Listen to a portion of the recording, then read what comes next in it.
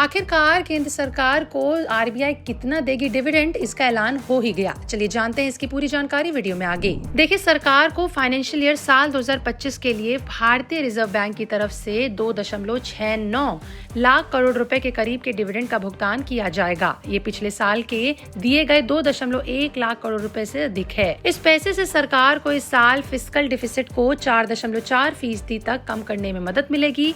Banking system में liquidity बढ़ेगी। RBI ने अपनी रिस्क बफर को भी 6.5% से बढ़ाकर 7.5% कर दिया है। यानी कि बैंक किसी भी अनवांटेड रिस्क जैसे कि फाइनेंशियल मार्केट में गिरावट, आर्थिक झटकों से होने वाले नुकसान के लिए पैसे अलग से रख रही है।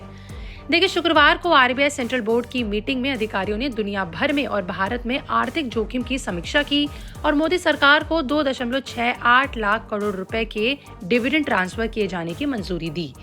वहीं देखिए, पहले अनुमान लगाया जा रहा था कि आरबीआई इस साल 3 लाख करोड़ रुपए तक का डिविडेंड सरकार को दे सकता है, जो पिछले साल के मुकाबले लगभग 50% ज्यादा है। यूनियन बजट में भी आरबीआई और दूसरे वित्तीय संस्थानों से 2.56 लाख करोड़ रुपए के लाभांश की उम्मीद जताई गई थी। वहीं आपको बता दें कि आरबीआई हर साल भारत को आर्थिक पूंजी ढांचा यानी कि इकोनॉमिक कैपिटल फ्रेमवर्क के नियमों के तहत डिविडेंड देता है। इसे रिजर्व बैंक के पूर्व गवर्नर विमल जालन के नेतृत्व वाली समिति की रिपोर्ट के आधार पर अगस्त साल 2019 में लागू किया गया था। जालन समिति ने आरबीआई को बैलेंस शीट का 5.5 से 6.5% हिस्सा जोखिम बफर के तौर पर रखने का सुझाव दिया था। इसके बाद सरप्लस अमाउंट सरकार को ट्रांसफर कर दिया जाता है।